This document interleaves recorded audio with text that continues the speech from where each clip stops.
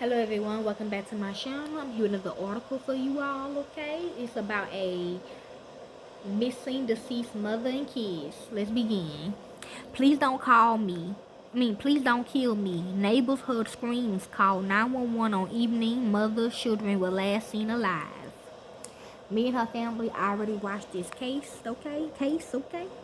The Milwaukee man accused in the deaths of his former girlfriend and her two daughters severely beat the woman in the hours after their young son's funeral, according to prosecutors. A neighbor told police that in the early morning of February the 8th, she saw Camaria Jerica Banks, 26, running through the parking lot of the apartment building where she and Banks lived. Banks had no shoes and was bleeding from the mouth, according to the criminal complaint. Banks screamed, "No, no, please don't kill me," as Orzel J. Ivery, 25, dragged her back into the building, according to the complaint. A second neighbor in the same apartment called 911. She later posted a screen grab of her call history, indicating the call went out at 1:51 a.m. Police call log showed officers responded at 2 a.m. to the building in the 5900 block of N. Sherman Boulevard, but could not locate the complaint. That loosely means police could not find the 911 caller.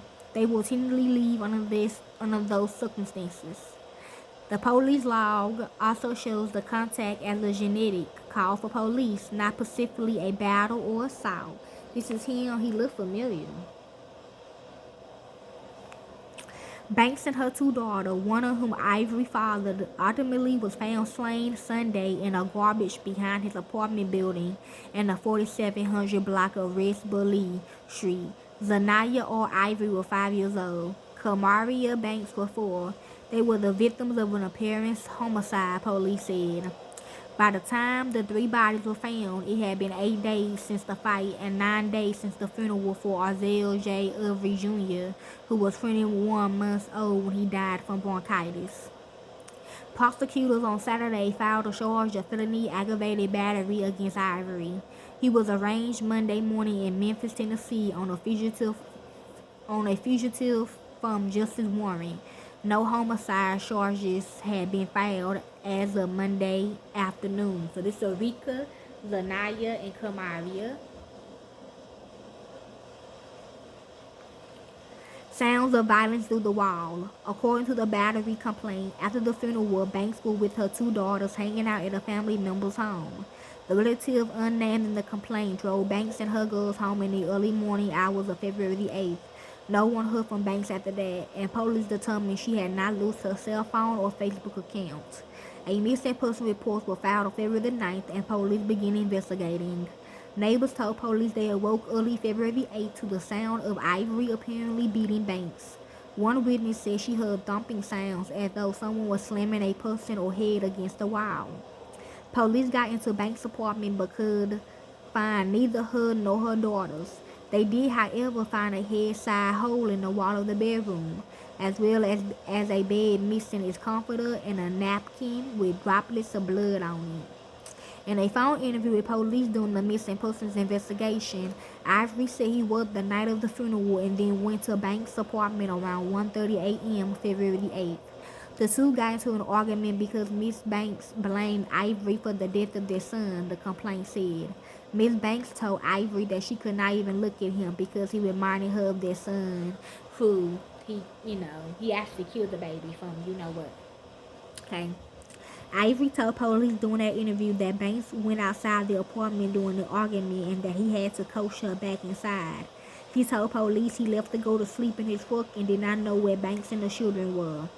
He said he was out of state but would return to Wisconsin in 2 weeks to speak with investigators. Yeah, he know what's going on.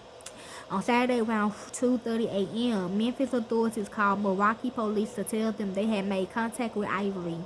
Police said in a statement, something Ivery said in the interview with Memphis authorities prompted Milwaukee police to issue an Amber Alert. They believe the lives of Banks and her daughters were in immediate danger, police said. Milwaukee investigators on Saturday issued a warrant for Ivery's arrest and authorized his extradition from Tennessee. Further, detectives immediately headed to Memphis.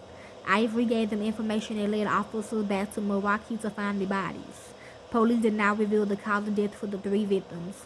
Autopsies had been scheduled for Monday. One unknown. The complaint states that Ivery's father, William, reported to police in Memphis, where he lives, that his son had arrived at his home alone and had said he killed Banks and her daughters. The criminal complaint states the complaint doesn't give a clear time when that contact happened.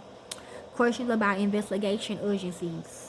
The Milwaukee Police Department has been criticized in recent years for its response to missing women and girls of color, and some have questioned why the department waited a week to issue an Amber Alert for Banks and her daughter.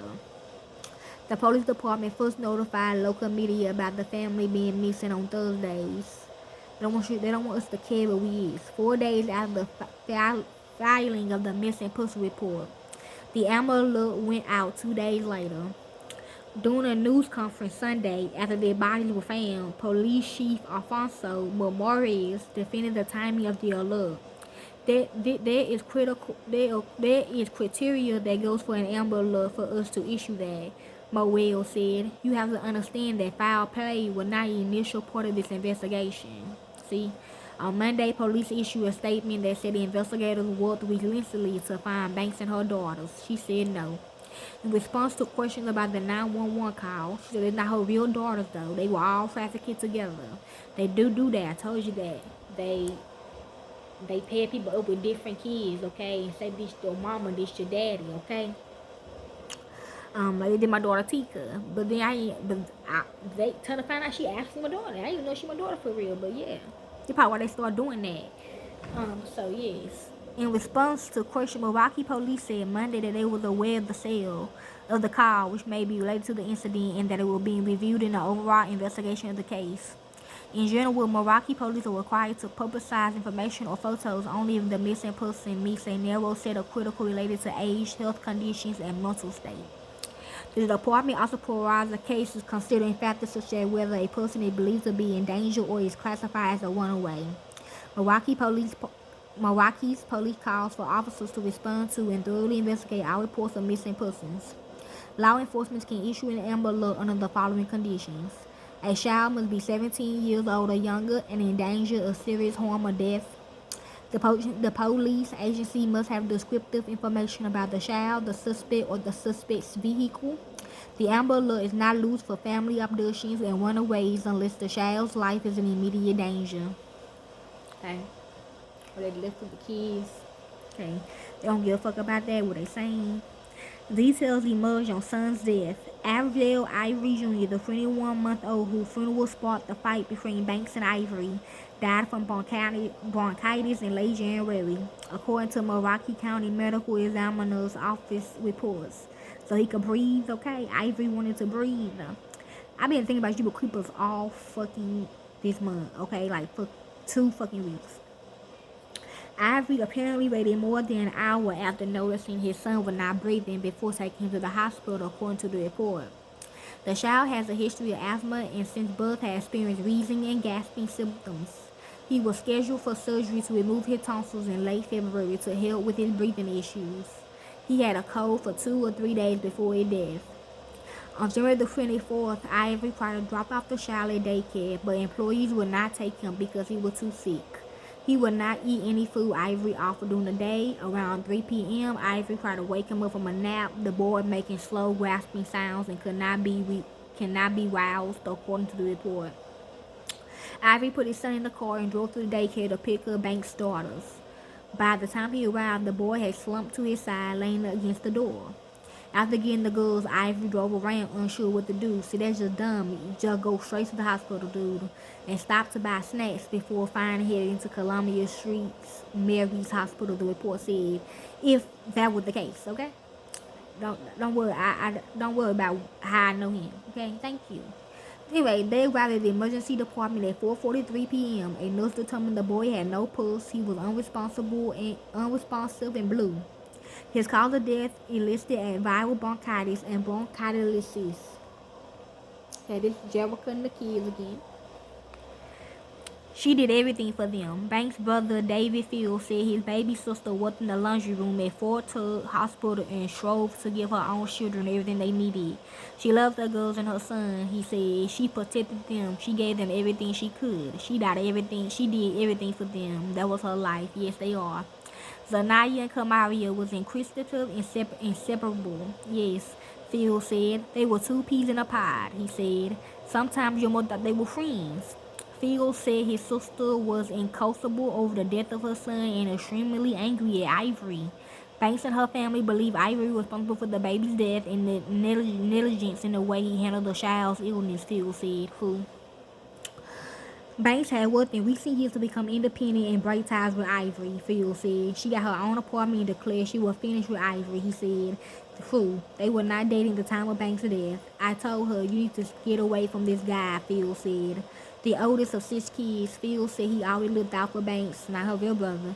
The youngest of the siblings, a Madison resident, he regrets he wasn't in Milwaukee to better protect her. Milwaukee official react. On Monday, Milwaukee Mayor Tom Barreri called the case horrific. As a parent, as a person, you just have to be shocked by the brutality of it, he said. Ada Khalil Ferrani, whose district includes the Bull Street address, denounced domestic violence in a statement and urged people to seek help. Domestic violence is far too common in Milwaukee and across our nation. We must do a better job of working together to protect our women, to protect our girls from the physical and psychological abuse that can wreck lives and tear families apart, the statement read. The police department said 90% of the homicides last year were domestic violence related. This is a fresh reminder of the severity of domestic violence, spokeswoman Sergeant Sharona Grant said in a statement. Fields created a GoFundMe page to help pay for burial expenses. A funeral mass is being celebrated at noon Saturday at Our Lady of Good Hope Catholic Church, 7152 North 41st Street. She said, check that out. Visitation will take place from 10 a.m. noon. Keep us in your prayers, your thoughts, your hearts, as we need those in the most difficult time of our lives. Fields wrote on the GoFundMe page. Okay?